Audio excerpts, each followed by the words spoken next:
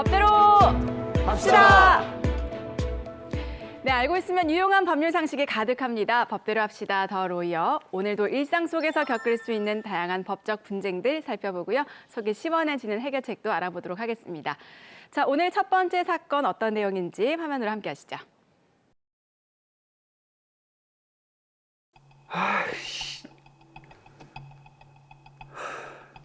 집주인 왜 이렇게 전화를 안 받노? 이 건물 경매 넘어가면 내 보증금 못 받는 거 아이가?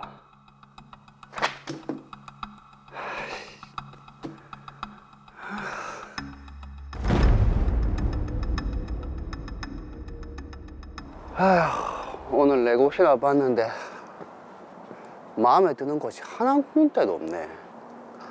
깨끗하고 넓으면 보증금이 너무 비싸고, 빨리 이사 갈 집 구해야 되는데.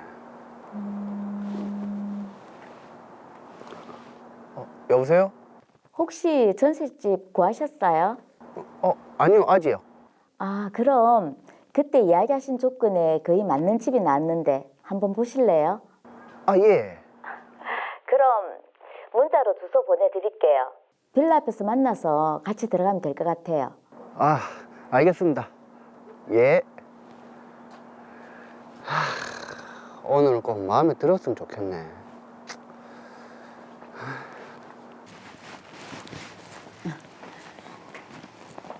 혼자 사실 거라고 했죠? 아, 예. 혼자 살기에는 딱 맞게 잘 빠졌고 위치도 다니시는 직장이랑 가깝고. 뭐 그렇네요. 지금 사는 곳은 직장이랑 너무 멀어가지고. 근데 보증금은 6천만 원이에요. 6천이면 딱인데. 편하게 둘러보세요. 아, 예.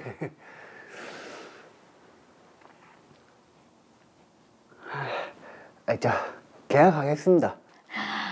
그럼 제가 임대인하고 계약 날짜 잡아보겠습니다. 예.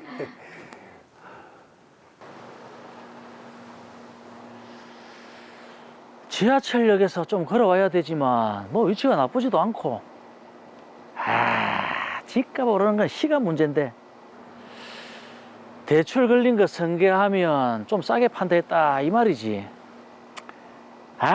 로열 빌라 전세 내놓은 거 임차인만 구해지면 어떻게 자금을 돌릴 수 있을 낀데.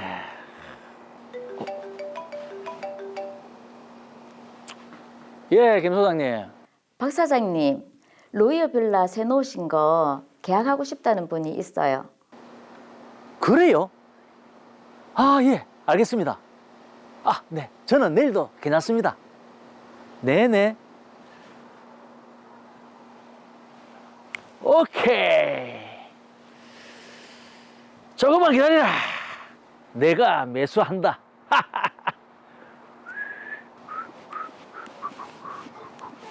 역시 우리 김 소장님 능력 있으시네. 이렇게 빨리 중개를 다 해주시고. 에이, 무슨 말씀을. 저번에 부탁드린 거 선순위 보증금이 11억이 넘는데 임차인한테는 6억이라고 좀 합시다. 내가 그렇다고 임차인들 보증금 떼먹을 것도 아니고. 박 사장님이랑 한두 번 거래하는 것도 아닌데. 내가 이래서 우리 김 소장님한테만 맡긴다니까요. 어서 오세요. 여기는 임대인분 되시고 여기는 새 들어오실 분. 예. 그때 말씀드린 대로 보증금 6천만 원에 임대차 기간은 2년. 예. 계약 끝나고 보증금은 문제없이 받을 수 있겠죠? 그런 걱정은 마세요. 여기 임대인분이 부동산도 수십 채 가지고 계시고 돈 문제는 걱정 안 하셔도 됩니다. 저희 로이어 빌라 19개 실이 이미 다 임대가 됐고 선순위 배당금 다 합쳐서 6억이라서 문제가 생겨도 배당받을 수 있습니다. 그럴 일은 절대 없겠지만. 예, 알겠습니다. 절대 없는 일이 꼭 생기더라고. 그렇죠.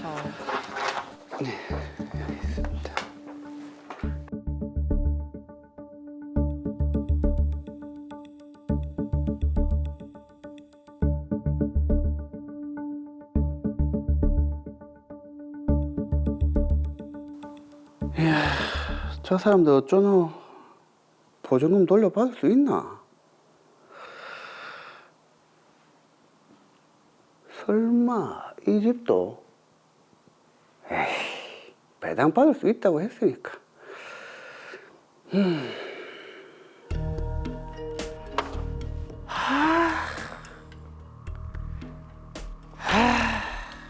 비동 빌라 임대가 나가니까 죽겠네. 아니 월세 받으면 이자 돌려막기 하려고 했더만.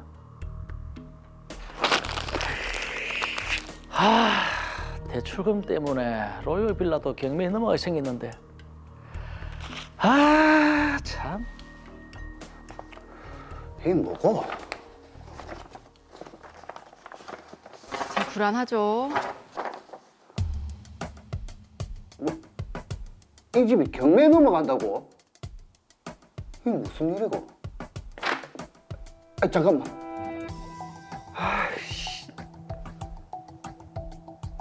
아이씨, 집주인은 왜 이렇게 전화를 안 받노? 이 건물 경매 넘어가면 내 보증금 못 받는 거 아이가?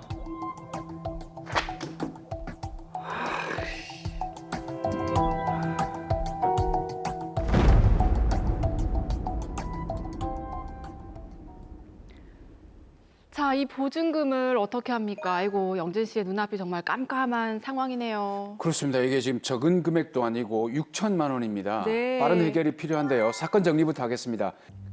오영진 씨는 공인중개사를 통해 박문수 씨가 소유한 로이어 빌라에 임대차 계약을 했는데요. 보증금은 6천만 원, 계약 기간은 2년입니다. 계약 당시 임대인 박문수 씨는 로이어 빌라 19개 호실이 이미 임대됐고 선순위 보증금은 6억 원이라고 했는데요. 그렇게 믿고 오영진 씨는 로이어 빌라에 입주해 살고 있었습니다. 그런데 몇 개월 후 오영진 씨는 로이어 빌라가 경매에 넘어간다는 통지서를 받았는데요. 이에 놀란 오영진 씨가 임대인 박문수 씨에게 전화를 했지만 연락이 되지 않고 있는 상황입니다. 자, 연락조차 안 되니까 얼마나 답답하시겠습니까? 지금 영진 씨가 살고 있는 전셋집이 경매에 넘어간다고 하니까 우선 이 보증금을 돌려받을 수 있을지가 가장 큰 문제인데요. 자, 이미정 변호사님 어떻습니까? 보증금 돌려받을 수 있는 방법이 있을까요? 네, 오영진 씨 같은 소액 임차인의 경우에는 주택임대차 보호법으로 보호하고 있는데요. 주택임대차보호법에서는 지역에 따라 일정 금액 이하의 임차인, 즉 소액 임차인에 대해서는 보증금 중 일정액을 다른 담보물권자보다 우선해서 변제받을 권리를 보장하고 있습니다. 자, 지역에 따라 일정 금액 이하라고 하셨는데 이게 지역에 따라서 금액에 좀 차이가 있나 보네요. 네, 그렇습니다. 광역시 지역의 경우 임대 보증금이 8,500만 원 이하인 소액 임차인의 경우 경매로 집이 넘어가면 최대 2,800만 원까지 보장하고 광역시 이외의 지역에 그 밖의 지역의 경우에는 보증금이 7,500만 원 이하인 소액 임차인의 경우에는 최대 2,500만 원까지 우선 변제권으로 보호하고 있습니다. 네. 물론 소액 임차인으로 보장받기 위해서는 주택을 인도받고 주민등록을 마쳐야 합니다. 자, 이게 그 드라마 사례에서 보면 오영진 씨는 6천만 원이 보증금이거든요. 네. 뭐 광역시든 아니든 제 생각에는 보증금을 우선 변제 받을 수 있는 거네요. 네, 오영진 씨는 광역시 지역에서 보증금이 8,500만 원 이하인 6천만 원인 경우여서 소액 임차인에 해당되고 2천만 원을 우선 변제 받을 수 있습니다. 그런데 제가 사건에 대해 좀 더 조사를 해봤는데요. 로이어 빌라가 임의경매 절차에서 매각되면서 배당 절차에서 제일 먼저 7명의 소액 임차인이 최우선으로 소액 보증금을 변제받았고요. 그 다음으로 세금과 근저당권부 질권자가 배당받았습니다. 그 후 오영진 씨 직전 순위 임차인까지만 보증금을 전부 배당받은 것으로 확인됐습니다. 결론적으로 오영진 씨는 소액 임차인 자격으로 2천만 원만 배당을 받고 나머지는 배당받지 못한 안타까운 상황이었습니다. 네. 자, 임대차 계약 당시에는 박문수 씨가 이게 문제가 생겨도 보증금을 돌려받을 수 있다라고 얘기를 했는데 지금 영진 씨 직전 순위 임차인까지만 보증금을 전부 돌려받았다고 하니까 굉장히 억울할 것 같은데 그럼 지금 나머지 4천만 원은 받을 수 있습니까? 네, 전세 사기를 당한 경우에 임차인들은 형사 고소와 손해배상 청구를 병행해서 보증금을 돌려받으셔야 하겠습니다. 우선 오영진 씨는 임대인인 박문수 씨를 사기죄로 고소하기를 권해드립니다. 임대인 박문수 씨를 사기죄로 처벌할 수 있나요? 네, 박문수 씨의 경우 무자본 갭 투자로 다수의 부동산을 취득한 뒤 임대 보증금을 반환하지 않는 경우에 해당됩니다. 전세 사기의 대표적인 유형이고요. 네. 이런 유형의 전세 사기의 경우에는 임대인에게 사기의 미필적 고의가 있으면 사기죄가 성립하게 됩니다.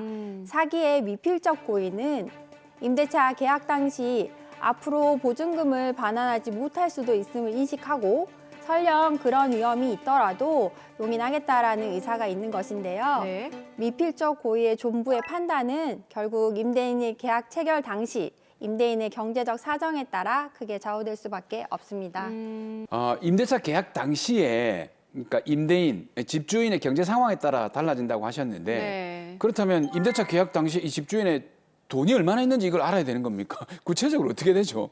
네, 법원은 임대인에게 전세 사기의 미필적 고의가 있었는지 여부를 판단할 때 먼저 피고인이 임대 사업을 하면서 실질적으로 소유하던 부동산은 대부분 근저당이 설정되어 있거나 임대차 계약에 따른 보증금 반환 채무가 있어서 실질적으로 재산 가치가 거의 없었는지, 그리고 임대인에게 대출이 있어서 부동산에 관한 대출 이자 등으로 매월 상당 금액을 부담하는 데 반해서 임대 사업을 통해 보증금을 지급받는 것 외에는 별다른 자금이나 수입이 없는 경우, 즉 임대 계약 체결 당시에 임대인의 경제적 사정을 판단 근거로 삼고 있습니다. 자, 그러고 보니까 드라마에서요. 지금 임대차 계약할 당시에 박문수 씨가 공인중개사에게 이게 선순위 보증금이 11억인데 그렇죠. 6억으로 해달라라고 했잖아요. 맞아요. 자, 이거는 영진 씨를 속이려는 좀 고의가 있었다고 볼 수 있을까요?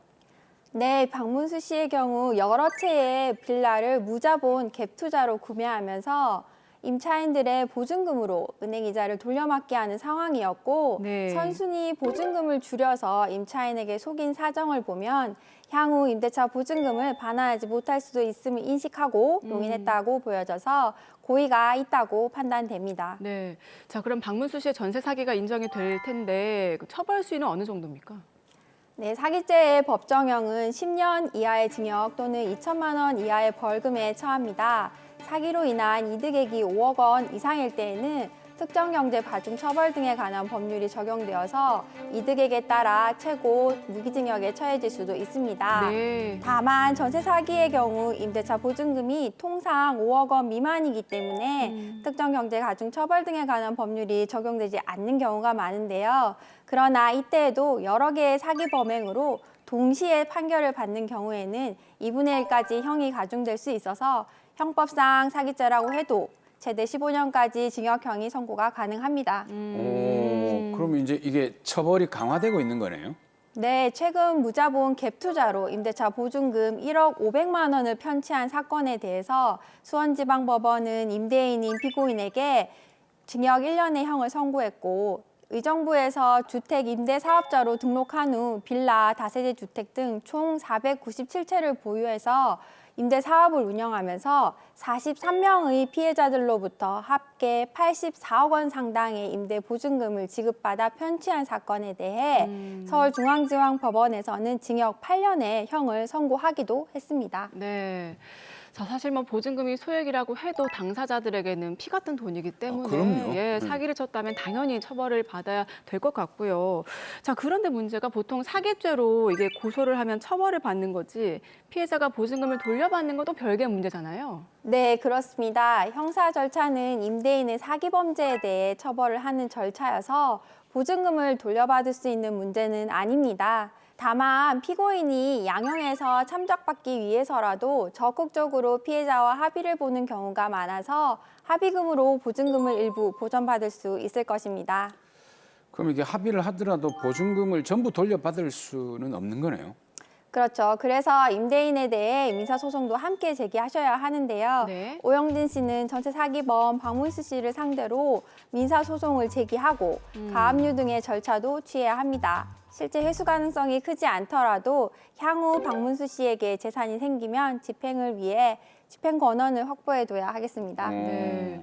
자, 박문수 씨에 대해서 조치를 하는 거는 당연한 거고요. 그리고 공인중개사도 지금 박문수 씨와 손잡고 영진 씨를 속인 거잖아요. 이거는 좀 책임을 물을 수 없습니까? 네, 드라마 사례와 같은 사안에서는 공인중개사에게도 책임을 물을 수 있습니다. 공인중개사는 중개 대상물에 대해 설명 의무를 부담하고 중개 행위 시 고의 또는 과실로 거래 상대방에게 재산상의 손해를 발생하게 한 때에는 그 손해를 배상할 책임이 있습니다. 네. 손해배상 책임을 보장하기 위해서 공인중개사는 보증보험 또는 공제에 가입하거나 공탁을 해야 하고요. 자, 그러면 지금 공인중개사의 잘못이 있기 때문에 영진 씨도 한국공인중개사협회를 상대로 공제금을 청구를 하면 받을 수가 있겠네요. 네, 그렇죠. 실제 드라마 사례와 비슷한 사건이 최근에 있었는데요. 임차인이 한국공인중개사협회를 상대로 공제금을 청구한 데 대해서 대법원은 공인중개사의 중개 계약상의 의무를 위반한 사안으로 판단해서 공제금 청구를 받아들인 사례가 있었습니다. 네. 법원은 공인중개사가 자기가 조사 확인하여 설명할 의무가 없는 사항이라 할지라도 중개 의뢰인이 계약을 맺을지를 결정하는 데 중요한 사항이라면 그릇된 정보를 제공해서는 안 되고 그 정보가 진실인 것처럼 그대로 전달해서 중개 의뢰인이 이를 믿고 계약을 체결하도록 했다면 선량한 관리자의 주의로 신의를 지켜 성실하게 중개해야 할 의무를 위반한 것이 된다면서 공인중개사에게 넓은 주의 의무를 인정해서 공제금을 지급하도록 했습니다. 이게 최근에 이제 전세 사기가 사회적으로 굉장히 큰 이슈가 되고 있거든요. 그럼요. 예. 근데 중요한 건 이제 이렇게 소송으로 가게 되면 매우 또 복잡해지니까 사전에 이런 일이 일어나지 않도록 하는 예방 팁 이런 건 없을까요? 네, 드라마 사례와 같이 임대주택이 경매로 넘어갔을 때 내 보증금이 떼이게 되는 집을 통틀어서 깡통주택이라고 하는데요. 네. 보통 보증금과 대출금의 총합이 집값의 80%를 넘는 집이 깡통주택이 될 위험이 큽니다. 깡통 전세 사기를 피하기 위해서는 세 가지를 꼭 기억해 주셨으면 좋을 것 같은데요. 네. 예, 첫 번째는 국토교통부 실거래가 공개 시스템, KB부동산 등에서 집값 시세를 확인하고 부동산 등기부 등본에서 대출금 등 선순위 채권을 확인하셔서 전세 계약 체결 전에 깡통주택인지 여부를 확인할 수 있습니다. 네, 먼저 깡통주택인지 알아봐야 되고 두 번째는 뭔가요? 네, 두 번째는 임대인의 재력을 과시하면서 믿고 임대차 계약을 체결하라고 부추기는 경우가 있는데요. 이런 경우라면 차라리 계약을 하지 않으시는 게 더 현명한 판단일 것 같습니다. 최근 수원에서도 이런 유형의 전세 사기가 크게 문제되기도 했었고요. 일단 깡통주택 확인하고 믿고 거래하자 요거 피하고 네. 세 번째는 뭡니까? 아무리 깡통주택을 잘 판별했다 하더라도 집값이 하락하면 그 어떤 안전한 집이라도 깡통주택이 될 위험이 있습니다. 그렇기 때문에 계약 체결 전에 전세보증금 반환 보증보험에 가입할 수 있는 주택인지 먼저 따져보고 계약 체결 후 전세보증금 반환 보증보험에 가입하면 보증금 미반환의 위험에서 벗어날 수 있습니다. 네. 다만 보증보험에 가입하기 위해서는 점유와 전입신고 그리고 확정일자를 받아야 하고 보증인 발급일에 주택에 대한 경매 신청, 압류, 가압류, 가처분, 가등기 등이 없어야 합니다. 네. 그리고 선순위 채권이 있는 경우에는 주택 가액의 60% 이내여야 하는 등 여러 조건을 만족해야 합니다. 그리고 주의사항이 하나 더 있는데요. 어떤 걸 더 주의해야 되나요? 전세보증금 반환 보증보험으로 집주인에게 떼인 보증금을 반환받으시려면 확정일자, 전입신고, 점유 이 세 가지 조건을 유지해야 합니다. 그런데 전세기간 만료 후에 세입자가 전셋집을 점유하지 않고 짐을 빼버리거나 다른 집에 전입신고를 하면 대항력과 우선변제권이 상실된 것으로 보기 때문에 보험으로도 보장받지 못하게 되어 이 부분은 주의하셔야 하겠습니다. 네. 자, 확정일자 그리고 전입신고, 점유 이 세 가지 꼭 기억을 하셔야 될 것 같습니다. 자, 마지막으로 이 사건처럼 전세 사기 피해를 당하신 분들께도 한 말씀 해주세요. 네, 전국적으로 전세 사기로 인한 피해가 지속적으로 보도되고 있습니다. 전세 사기범이 처벌받더라도 실질적으로 전세금을 돌려받기는 어려운데요. 그러므로 전셋집 계약하실 때에는 깡통주택 위험이 있는지 잘 검토해서 전 재산과 마찬가지인 전세금을 잘 지키시길 바랍니다. 그리고 소중한 전세금을 지키기 위해서는 보증보험을 적극적으로 활용할 필요가 있겠습니다. 네. 마지막으로 대한변호사협회에서는 피해 임차인들의 보증금 반환 그리고 이와 관련된 문제에 대해 법률 상담을 하고 있으니 이미 피해를 보시고 있는 임차인들께서는 활용해 보시길 바랍니다.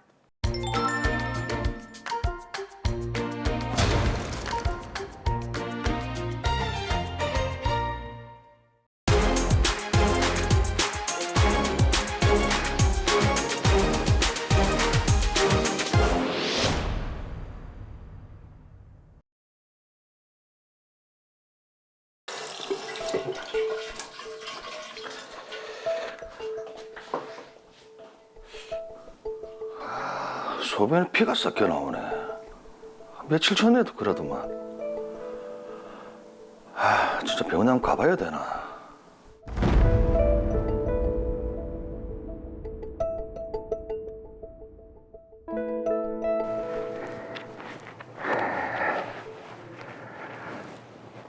됐다. 오늘도 주문 건수 맞추려면 야근해야 되겠네. 힘든데 담배 한 대 피고 해야 되겠다.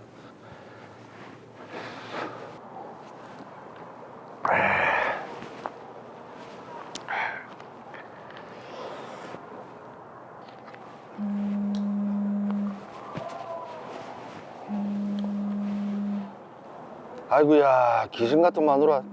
내가 담배 한 대 피려니까 전화 오네.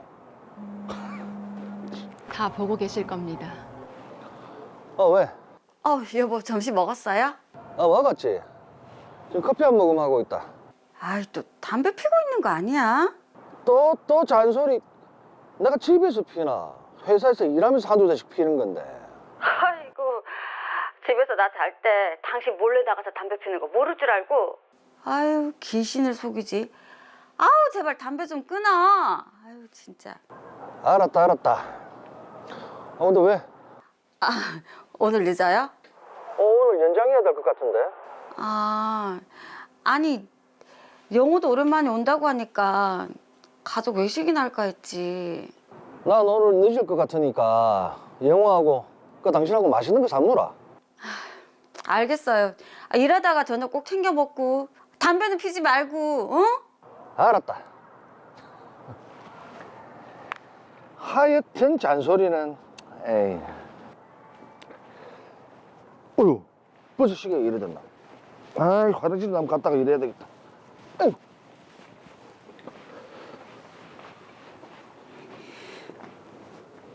소변 색깔이 약간 빨간 것 같기도 하고. 설마 피해는 아니겠지? 아픈 데도 없는데. 뭐 별일 있겠나? 좀 피곤해서 그렇겠지. 본인이 의사가 아니신데 진단을 확정하네요. 아이고. 이 뭐고? 이 소변 색깔이 왜 이러? 여보 왜? 아무래도 그 소변에 피가 섞여 나오는 것 같다. 언제부터 이랬는데? 며칠 전에 한두 번 정도. 근데 그때는 이 정도까지는 아니었는데. 아유 그럼 내일이라도 당장 병원에 가보자. 어? 알았다.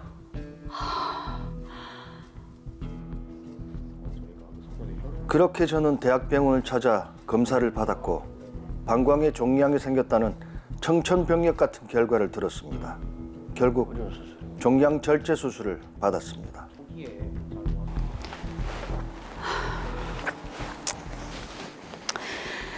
수술은 잘 됐다네. 여보 몸은 좀 어때요? 괜찮다. 재발할 수도 있다고 하니까 태어나면 몸 관리 좀 잘하자. 담배도 좀 끊고. 알았다. 그나저나 병원비는 어떻게 해야 되지? 당장에 모아놓은 것도 없고. 일단은 회사에서 먼저 땡겨받을 수 있는지 알아보고 내 안보험 가입한 거 있다 아이가. 거기 청구하면은 진단비 나올 기다. 그러면 다행이고. 아프지는 않아? 괜찮다.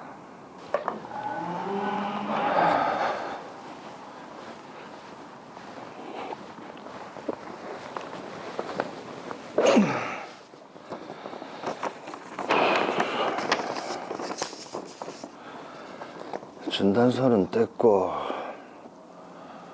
이거 청구하면 한 3천만 원은 나오겠지. 예? 암 진단금의 10%만 지급된다고요? 왜요? 필수님은 악성 종양이 아니라 제자리 암종에 해당합니다. 그래서 암 보험금을 지급해 드릴 수는 없고요. 제자리 암 진단비로 암 진단비의 10%만 지급되는 겁니다. 아니, 의사 선생님도 방광암이라고 진단을 했는데 왜 못 줍니까? 그리고 제자리 암이 뭡니까? 진짜 황당하네.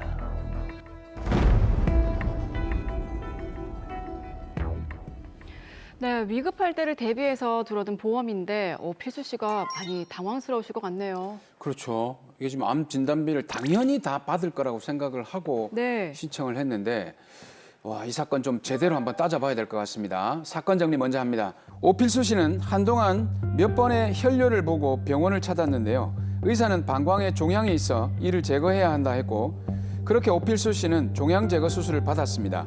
수술 후 주치의로부터 방광암에 해당한다는 진단서를 발급받아 암보험금을 청구했는데요. 그런데 보험사 담당자로부터 오필수 씨는 악성 종양이 아닌 제자리 암종에 해당하기 때문에 암보험금을 지급해 줄 수 없고 제자리암 진단비로 암 진단비의 10%만 지급된다는 연락을 받은 상황입니다. 네, 흔히 이게 암이라고 하면 다 같은 악성 종양이라고 생각을 하실 텐데 보험사의 생각은 지금 조금 다른 것 같습니다. 한세영 변호사님 어떻게 보셨나요? 네, 보통 암 진단을 받으면 보험금을 다 받을 수 있을 것이라고 생각하시는데요. 보험회사별로 혹은 가입 시기에 따라서 차이는 있지만 암에 걸렸다고 해서 무조건 보험금을 100% 지급받을 수 있는 것은 아닙니다. 네. 언제 보험금을 받을 수 있는지 알기 위해서는 우선 한국표준질병 사인 분류에 대해서 알아두셔야 하는데요. 일반적으로 우리가 생각하는 암, 그러니까 악성 종양은 보통 알파벳 C 코드를 사용합니다. 네. 반면에 제자리암, 상피내암이라고도 하는데요. 암세포가 세포의 점막 상피층 내에 머물러 있는 경우를 말합니다. 제자리암은 한국표준질병 사인 분류상 D 코드로 분류되는 질병입니다. 네. 자, 그럼 이게 C 코드냐 D 코드냐에 따라서 보험금 지급이 달라지는 건가요? 네, 그렇습니다. 암보험은 대체적으로 한국표준질병 사인 분류상 C 코드에 해당하면 암보험금을 지급하고 질병 분류가 제자리암 D 코드에 해당하면 암보험금의 10% 내지는 20% 정도의 보험금만 지급한다고 정해놓고 있습니다. 그래서 내 질병이 한국표준질병 사인 분류상 어디에 해당하는지가 아주 큰 이슈인 것입니다. 야, 이게 코드가 C 코드, D 코드 이건 일반인들이 참 이렇게 알 수 있는 정도가 아닌데. 그러게요. 그럼 이 오필수 씨는 어떤 코드에 해당되는 겁니까? 네, 오필수 씨의 경우에는 주치의가 수술을 마친 후 조직 검사를 시행했고요. 이를 통해서 방광암 질병 분류 코드인 C67.9에 해당한다는 진단을 내렸습니다. 오. 자, 그럼 지금 주치의가 코드 C67.9에 해당한다고 진단을 내렸으면 어쨌든 이건 C 코드인 거잖아요. 그런데 보험사는 왜 제자리암 D 코드라고 주장을 하고 있습니까? 네, 그 부분만 보면 오필수 씨가 암보험금을 지급받을 수 있을 것으로 생각할 수 있는데요. 그런데 보험사는 임상병리학과 자문의를 통한 의료자문을 근거로 오필수 씨의 종양은 약관상 암이 아니라 제자리암에 해당한다고 주장을 하고 있습니다. 자, 그런데 이상한 게 오필수 씨의 지금 주치의가 아니라 임상병리학과 자문의의 의료자문을 근거로 주장을 하고 있다고요? 네, 그렇습니다. 우선 이런 보험사의 주장을 이해하려면 암보험 약관의 내용을 살펴볼 필요가 있습니다. 네. 자, 암보험 약관 어떤 내용입니까? 암보험 약관에 따르면 보험사는 피보험자가 암으로 진단 확정돼야 보험금을 지급한다고 규정을 하고 있습니다. 그러면서 이 진단 확정은 병리과 또는 진단검사의학과 전문의의 자격증을 가진 자가 조직검사 등에 의한 현미경 소견을 기초로 해야 한다고 정해두고 있습니다. 그래서 이게 지금 보험사가 임상병리학과 전문의에게 의료자문을 구했던 거네요. 네, 그렇습니다. 오필수 씨의 질병은 구체적으로 고등급의 비침범성 유두상 요로상피 세포 암종이라는 건데요. 이것이 병리학적 구분상으로는 제자리암으로 구분됩니다. 그러니까 병리과적인 진단에 의하면 악성 종양이 아닌 게 되는 것입니다. 네. 이런 부분 때문에 보험회사는 오필수 씨의 질병이 악성 종양이 아니라 제자리암이라고 주장하고 있는 것입니다. 자, 아니 그래도 필수 씨를 지금 직접 치료한 주치의 의견에 따라야 맞는 거지. 이게 그렇죠. 지금 아무리 보험 약관이라지만은 이게 진단 확정을 꼭 병리가 해야 됩니까? 네, 사실 보험사의 주장은 그렇습니다. 암보험 약관과 더불어 과거 대법원의 판결을 더해서 주장을 하고 있는데요.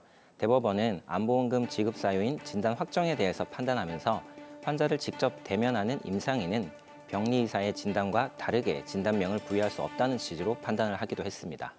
야, 이게 그럼 보험사가 주장하는 어떤 근거가 되는 대법원 판결인데 조금 더 구체적으로 쉽게 좀 설명을 좀 해주시죠. 보험사가 주장하는 대법원 판결의 사안은 병리의사가 피부에서 발생한 평편상피 세포암으로 진단한 것을 임상의사가 뼈암으로 기재해서 진단서를 발급하는 경우인데요. 네. 이것은 방광암 분쟁과는 결을 조금 달리한다고 볼 수 있습니다. 자, 그렇다면 이 사건에서 필수 씨는 암 진단비를 받을 수 있습니까? 없습니까? 네, 제가 볼 때는 오필수 씨의 질병인 비침범성 유두상 요로상피 세포 암종은 병리학적으로는 제자리 암종으로 분류됩니다. 네. 하지만 침범성 유두상피 세포 암종과 비슷한 빈도로 진행성 암으로 발전을 합니다. 네. 그리고 제거를 한다고 해도 빈번하게 재발을 하고 치료 방법 역시 악성 종양과 동일합니다.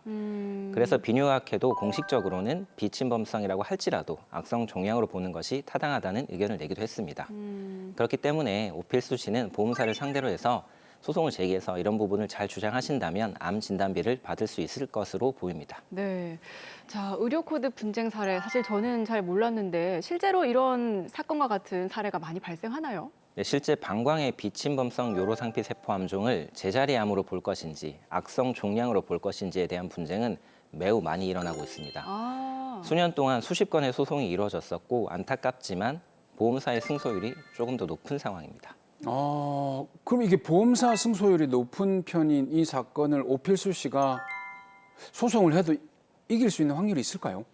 네, 저는 승소할 가능성이 높다고 생각을 합니다. 오, 실제로 그래요? 제가 오필수 씨의 경우와 같이 매우 유사한 사례를 담당을 했었는데요. 최근 항소심에서 승소를 해서 보험금과 지연이자까지 모두 지급받을 수 있었습니다. 재판부는 임상병리학과의 자문 의견서는 애당초 환자의 상태를 직접 경험해서 가장 정확히 알 수밖에 없는 주치의 의견보다 우선할 수 없다. 그리고 임상병리학자가 조직검사 결과만을 토대로 삼은 것이어서 임상의의 진료 기록까지 포괄해서 진단 검증한 결과보다 부정확할 수밖에 없다라고 봤습니다. 자문 의견서만으로는 주치의 진단이 잘못됐다고 판단할 수 없다는 것입니다. 네. 자, 어쨌든 오필수 씨가 승소할 가능성이 높다고 하니까 참 다행인데 사실 암보험을 들어두고 지금 암 진단을 받았을 때 보험사에서는 무조건 이제 보험금을 줄 거라고 기대를 하잖아요. 그렇죠. 근데 이렇게 분쟁이 많은지 정말 몰랐네요. 네, 그렇죠. 이게 사람이 이제 이런 분쟁을 미리 예견은 할 수 없지만 이런 분쟁을 좀 피할 수 있는 그런 방법은 없을까요? 사실 암보험 가입 시에는 아무리 주의를 해도 보험사는 같은 종류의 보험금 청구가 많아지게 되면 적정한 지급 비율을 맞추기 위해서 후발적으로 보험금 부지급 근거를 만드는 경우가 많습니다. 그래서 의학적으로 확실한 경우가 아니라면 항상 분쟁이 발생할 소지가 있는데요. 결국 선제적으로 보험 분쟁을 예방할 방법은 사실 없는 것입니다. 네. 다만 보험 사고가 일단 발생한 경우라면 너무 보험사 말만 믿고 포기하지 마시고요. 여러 방면으로 조언을 받아보시기 바랍니다. 네, 정말 그래야겠습니다. 자, 마지막으로 오필수 씨와 같은 상황에 처한 분들께도 한 말씀 해주세요. 오필수 씨, 암 환자에게 가장 좋지 않은 것이 스트레스입니다. 이때까지 보험료를 낸 부분이 아까울 수도 있겠습니다. 하지만 소송 과정에서 스트레스가 더 많이 쌓일 것 같다면 보험금을 포기하고 소송을 제기하지 않는 것도 방법입니다. 다만 부당하다고 느끼는 감정을 쌓아두시는 게 더욱 힘들 것 같다면 소송을 제기하는 방법도 고려해 보시기 바랍니다.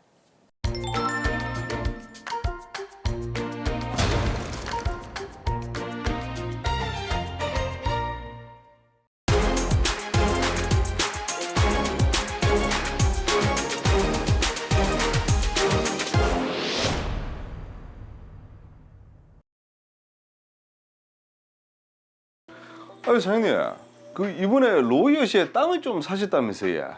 아, 거기 개발 호재가 있다 해서 좀 사두었지. 그럼 그 땅 뭐 놀리실 겁니까? 에이, 놀리면 되나? 상가는 올려야지. 아유 상가 좋지.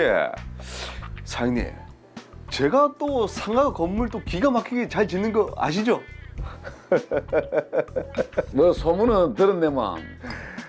아 사장님, 잘 좀 부탁드리겠습니다. 어허이, 이 사람 부담스럽게 왜 이러나? 아 사장님, 저희가 요즘에 좀 어렵습니다. 이 사람 한 명 살리는 셈 치고 이 공사 한번 맡겨주시면 진짜 최선을 다해서 잘 짓겠습니다. 내가 한번 생각해 보지. 아유, 감사합니다. 자, 한잔 하세요. 아, 예.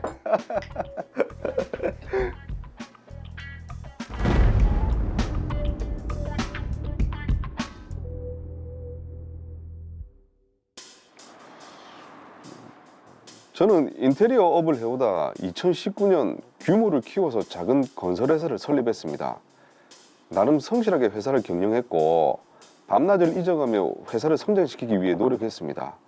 그런데 사장님, 지금 가지급금이 너무 쌓여서 가지급금? 얼마나요? 한 5억 조금 안 됩니다. 아이고야. 5억이요? 요즘 영업 많이 하시면서 쓰신 접대비랑 고용 신고하지 않고 쓴 직원들 월급 주신 거 그런 것들이 너무 쌓여서 아휴, 건축주 접대도 하고 있고 영업도 계속 하고 있는데 일은 하나도 안 들어오고 코로나 때문에 경기는 안 좋고 이 아무리 죽으라 이래도 몇 달 동안 일도 안 들어오고 이게 어찌해야 되나 도대체 진짜. 사장님, 저기 기업 파산 제도를 이용하시면 기업 파산? 아휴, 일단 뭐 알겠습니다. 아휴, 그놈의 가지금 그 어떻게 해결해야 되노? 이러다가 회사 망하는 거 아이가? 내 평생을 바쳐서 이군 회사인데 진짜.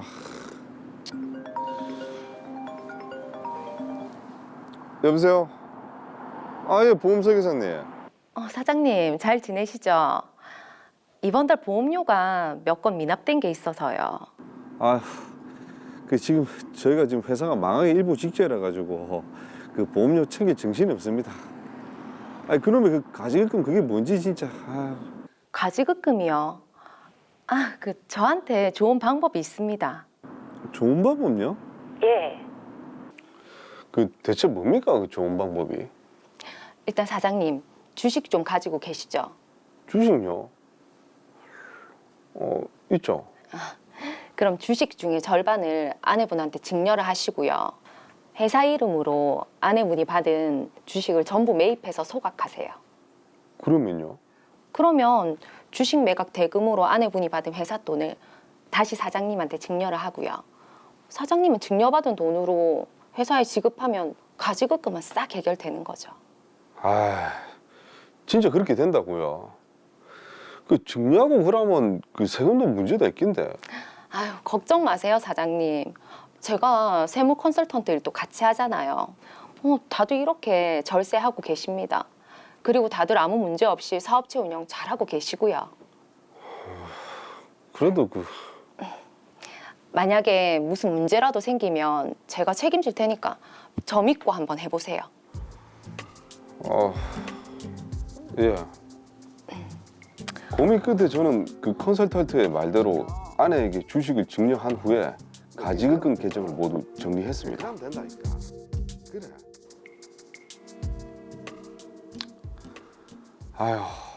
그 가지급금 그 정리하면 뭐하노? 매출은 계속 곤두박질 치고 새로운 일거리는 없고. 아무래도 이 파산 신청해야겠는데.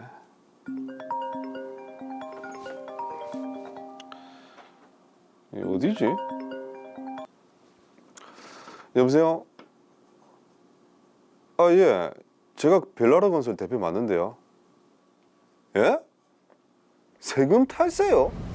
아내분 명의로 주식을 정리한 뒤에 주식을 소각하신 건 저희가 볼 때 허위 거래로 보입니다. 그리고 뭐요? 별나라 건설에는 법인세와 배당소득 원천 징수금에 대한 처분, 그리고 사장님께는 배당 소득세가 부과될 수 있습니다. 뭐라고요?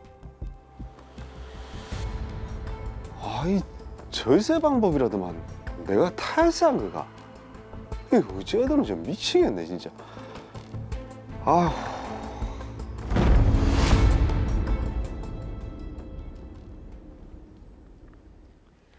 자, 가지급금을 없애려고 한 일이 위법하다는 혐의를 받게 됐습니다. 어떻게 해야 될까요? 지금 엎침대 덮친 격으로 예. 일이 지금 쌓이고 있는데 빠른 해결을 위해서 사건 정리부터 먼저 한번 해보겠습니다. 별나라 건설을 운영 중인 김영수 씨는 그동안 성실하게 회사를 경영해 왔습니다. 하지만 코로나19 등으로 인해 건설 경기가 악화되면서 경영이 어려워졌습니다. 이를 만회하기 위해 김영수 씨는 회사 돈으로 접대를 하며 무리한 영업을 하는 횟수가 늘어났고 회사 회계 처리도 제대로 하지 못해 가지급금이 쌓이게 됐습니다. 이로 인해 파산을 해야 할지 논의할 상황까지 이르렀는데요. 이때 평소 친하게 지냈던 보험 영업인이자 세무 컨설턴트인 최지은 씨가 좋은 방법이 있다면서 탈세 방법을 알려주었는데요. 김영수 씨가 갖고 있는 주식 중 절반을 아내에게 증여한 뒤 별나라 건설에서 그 주식을 모두 매입해 소각하고 아내는 주식 매각 대금을 남편 김영수 씨에게 증여한 후 이 돈으로 회사 가지급금을 해결할 수 있다는 것이었습니다. 세금 문제가 있지 않을까 고민했지만 결국 최지은 씨의 말대로 한 김영수 씨. 그런데 세무서에서 세금 탈루 혐의가 있다며 연락을 받았습니다. 김영수 씨는 과연 어떻게 해야 할까요? 네, 상황이 지금 조금 복잡합니다. 일단 먼저 문제가 되는 것이 이 가지급금인데요. 가지급금이라는 게 어떤 건지부터 살펴봐야겠죠. 최지원 변호사님 설명을 좀 해주시죠. 네, 법인을 운영하는 분들은 이제 재무제표상 이제 가지급금 계정을 늘 신경을 좀 쓰실 텐데요. 이 가지급금이란 보통 이제 법인의 통장에서 자금이 인출한 내역이 있음에도 불구하고 그 내역이 이제 불분명해가지고 임시로 법인의 채권으로 처리해 놓는 이제 계정 과목을 말합니다. 네. 예를 들어서 이제 대표자가 회사 자금을 쓴 뒤에 적격 증빙을 이제 못했거나 이제 영업활동 관행에 따라서 이제 불투명한 비용을 처리를 계속했거나 그런 경우에 이제 가지급금이 발생하고 이제 쌓이게 됩니다. 네. 자, 어쨌든 이 가지급금이 많아져서 별나라 건설 직원인 오나라 씨가 파산 신청을 하는 게 좋을 것 같다라고 했는데 김영수 씨가 신청을 하지 않았습니다. 이유가 있을까요? 네, 상황을 보면 아무래도 이 가지급금 때문인 것으로 보이기는 합니다. 이제 최근에 이제 경기가 좋지 못하다 보니까 채무가 좀 누적된 회사는 뭐 회생이나 파산을 좀 검토하는 경우가 많이 있는데요. 네. 그 법인 회생이나 법인 파산을 신청을 하더라도 이제 가지급금이 지나치게 많거나 또 아니면 그런 가지급금 내역이 어느 정도 소명이 되지 않는다 이러면 법원에서는 파산 신청을 좀 기각하는 경우도 많이 있습니다. 사실 이제 법인 회생이나 법인 파산 절차상 이러한 가지급금을 소명하는 일이 굉장히 좀 힘이 들고 많이 어려운 부분이거든요. 네. 아마도 김영수 씨는 이런 사정을 잘 알기 때문에 뭐 바로 이제 법인 파산 절차를 신청하진 않았던 것으로 보입니다. 이야, 그럼 이 김영수 씨가 별나라 건설 파산 신청을 하려면 반드시 이 가지급금 문제는 해결을 해야 되는 거네요. 네, 이제 김영수 씨의 경우 이제 법인 파산을 계속 검토하는 것으로 보이는데 그 가지급금 계정이 최근에 이제 급격히 특히나 이제 늘어난 경우에는 더욱더 그 이유를 잘 소명을 해야 됩니다. 가지급금 계정이 단순히 이제 많이 쌓였다 해가지고 법인 파산이 안 되는 건 아니지만 네. 이제 법원 입장에서는 법인 파산을 신청하기 전에 부당하게 가지급금을 좀 높여가지고 그 자금을 좀 빼돌렸다 이렇게 의심을 할 수 있거든요. 그래서 이제 가지급금에 대한 소명을 좀 잘 준비할 필요가 있습니다. 네. 그리고 이제 파산 신청 후에 이제 파산이 선고가 되고 나면 파산 관제인이 그 법인의 재산을 정리를 하게 되는데요. 그 과정에서도 이제 가지급금의 내역이 이제 좀 문제가 될 수 있다 하면 이제 파산 관제인이 그 가지급금 내역을 부인을 해버리거나 아니면 환수 처리를 해버릴 수도 있습니다. 네. 따라서 이제 법인 파산 절차에서는 이 가지급금 부분이 잘 정리될 필요가 있습니다. 자, 그래서 김영수 씨가 세무 컨설턴트 최지은 씨의 조언대로 가지급금을 미리 이제 처리를 한 것 같습니다. 근데 이게 세금 탈루의 목적이 있는 행위였다라고 하면서 세무서에서 연락이 왔어요. 네, 이게 사실 김영수 씨가 이번에 한 행위들은 최근에 많이 이슈가 되고 있는 자기 주식의 이익 소각이라고 하는 부분입니다. 최근에 이러한 자기 주식의 이익 소각 문제가 많이 대두되고 있고 또 납세자 입장에서는 법률상 문제가 안 된다라는 주장이고 네. 과세관청은 실질 과세의 원칙에 따라서 이제 탈루 목적의 우회 거래는 과세할 수 있다 이런 입장이기 때문에 굉장히 첨예하게 대립을 하고 있는 것이 사실입니다. 그리고 이제 실질 과세의 원칙이라는 것은 저희가 몇 번은 좀 다뤄봤던 기억은 있는데 이 실질 거래 행위, 그러니까 그 거래 행위가 있었다고 생각을 하고 과세를 한다는 거 아니겠습니까? 네, 맞습니다. 사무장님이 잘 보셨는데요. 우리 이제 국세기본법 제14조에는 과세의 대상이 되는 소득, 수익, 재산, 뭐 그런 행위, 뭐 이런 것들이 귀속이 될 때 단순히 명의만 귀속될 뿐이고 사실상 귀속되는 자는 따로 있을 때는 그 기속되는 자는 납세 의무자를 봐야 된다라고 규정을 하고 있습니다. 네. 그러니까 이제 실질과세 원칙은 뭐냐면 조세 부담을 회피할 목적으로 실질과 좀 괴리되는 형식이나 외관을 취하는 경우에 그 뭐 형식이나 외관에도 불구하고 실질에 따라서 과세를 부과해야 될 곳에 과세한다. 그럼으로써 조세 회피 행위를 규제한다. 이런 원칙을 말합니다. 그래서 이제 여기서 이제 과세관청은 김영수 씨가 이제 탈루 목적으로 우회 거래를 한 걸로 봐서 과세를 하겠다. 뭐 이런 입장인 것 같습니다. 자, 탈루 목적으로 우회 거래를 한 것이다. 자, 그런데 부부 사이에서는 이게 일정 한도 내에서 증여세가 없는 걸로 알고 있는데 아닌가요? 네, 맞습니다. 이제 다들 아시는 것처럼 이제 부부 사이의 증여 한도는 6억 원 이내에서는 증여세가 부과되질 않습니다. 네. 그런데 이제 여기서도 이제 원칙적으로는 이제 김영수 씨가 배우자한테 그 회사 주식을 6억 이내로 증여한 것, 그 자체는 증여세가 부과가 되지는 않습니다. 네. 또 이제 김영수 씨의 배우자가 그 주식을 다시 회사로 이제 양도한 것, 그러니까 증여받은 주식을 양도한 것도 사실 시기에 따라서 이제 양도 금액하고 취득 금액이 같다고 볼 수 있기 때문에 양도소득세도 발생하지 않습니다. 그러니까 이제 각각 행위만 본다면 특별히 뭐 세금적으로 문제될 부분은 전혀 없는데요. 네. 그러나 이제 전체적으로 봤을 때 이제 김영수 씨가 다시 배우자로부터 주식 양도 대금을 증여받아가지고 이것을 통해서 가지급금을 해결하고 있기 때문에 네. 실질적으로는 이제 증여자인 김영수 씨가 자신의 주식을 직접 법인에 양도한 후에 이익 소각한 것으로 볼 수 있다. 뭐 그렇기 때문에 이제 과세관청은 이제 증여자의 이제 의제 배당으로 과세 처리를 하려고 하는 것 같습니다. 일단 말이 어려운데 의제 배당은 어떤 뜻입니까? 네, 의제 배당이라는 말은 이제 정식적인 현금 배당은 아니지만 네. 실질적으로는 이제 배당과 똑같은 이익이 이제 주주에게 돌아가는 경우에 이걸 이제 이익 배당으로 처리한다. 이런 것인데요. 이제 법인이 주식을 이제 소각함에 따라서 이제 주주가 얻게 되는 이익 같은 것, 뭐 이런 거를 이제 의제 배당으로 보는데 여기서는 이제 주식 소각 목적으로 이제 김영수 씨의 배우자가 법인 주식을 양도한 것, 이것을 이제 의제 배당으로 본다. 이런 뜻입니다. 네. 그러니까 뭐 풀어서 말하자면 형식상으로는 배당이 아닌데 실질적으로는 배당과 비슷한 이익이 주주에게 돌아갔으니까 이걸 배당으로 본다 이런 거네요. 네, 맞습니다. 특히 이제 의제 배당으로 간주가 되어버리면 이제 의제 배당에 따른 이제 배당 소득세는 그 종합소득세에 누진돼서 이제 계산이 되기 때문에 다른 근로소득세나 이제 임대소득이 있는 경우에는 이제 배당 소득의 세율이 굉장히 높게 측정될 수도 있습니다. 네. 자, 어쨌든 이 사건에서 과세관청이 증여자 의제 배당이라고 본 건데 여기서 문제가 되는 부분은 그럼 어떤 겁니까? 네, 여기서는 사실 이제 김영수 씨가 배우자에게 주식을 증여하고 그 배우자가 증여받은 주식을 다시 소각 목적으로 법인에게 양도를 하고 네. 법인은 그 주식을 소각해 버렸고요. 그리고 이제 양도 대금을 다시 김영수 씨가 배우자로부터 증여를 받아가지고 네. 가지금 계정을 정리했던 이 일련의 행위들이 전체가 문제가 되고 있는데요. 이 행위를 과세관청은 사실상 김영수 씨가 주식을 직접 법인에게 양도한 후에 이익 소각한 것으로 보고 의제 배당으로서 이제 과세를 하겠다라는 겁니다. 네. 근데 사실 여기서 큰 쟁점은 각각의 행위를 납세자의 정당한 경제 활동으로 볼 것이냐 아니면 실질과세 원칙에 따라서 계획적으로 좀 탈루를 목적으로 이루어진 행위냐 네. 이게 사실 문제가 될 것으로 보입니다. 자, 그럼 각각의 과정이 정당한 경제 활동이냐 아니면 탈세 행위냐 변호사님은 어떻게 보세요? 네, 사실 쉽지 않은 부분인데요. 최근 조세심판원에서는 이제 계속 반복적으로 이러한 부분을 의제 배당으로 봐서 과세관청이 부과한 배당소득세는 정당하다 이렇게 판단을 하고 있습니다. 네.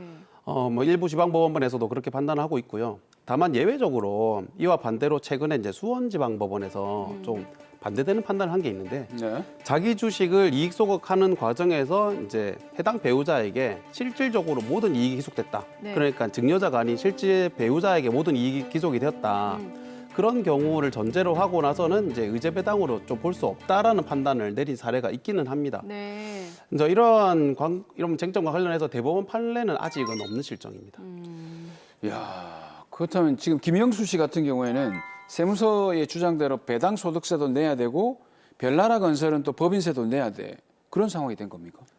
네, 사실은 맞습니다. 이제 만약에 세무서의 주장대로 의제 배당으로 보게 된다면 이제 김영수 씨는 본인의 종합소득세에 이제 배당소득세까지 반영된 또 세금을 내야 될 것이고요. 그 세율은 그 소득세 구간에 따라서 달라질 것입니다.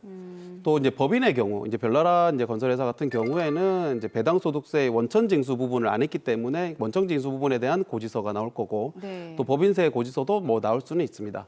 근데 다만 말씀드린 것처럼 의제 배당이냐 아니냐는 실질과세 원칙에 따라서 이제 구체적인 사항을 반영을 해가지고 검토를 해야 되는데, 여기서 이제 김영수 씨 사안의 경우에는 이익 소각의 최종적인 이익이 네. 결국은 다시 김영수 씨한테로 돌아왔거든요. 그래서 의제 배당의 인정될 가능성이 좀 상당히 높다, 이렇게 볼 수 있겠습니다.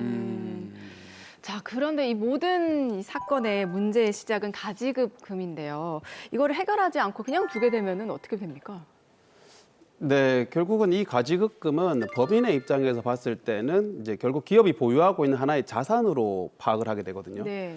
그래서 이제 대표자에 대해서는 또 상여금으로 이게 처리되는 효과가 있을 수 있습니다. 따라서 이제 가지급금 계정이 이제 계속 증가하고 정리가 이제 되지 않을 경우에는 법인 입장에서는 인정이자를 반영해가지고 법인세가 부과될 수가 있고요. 네.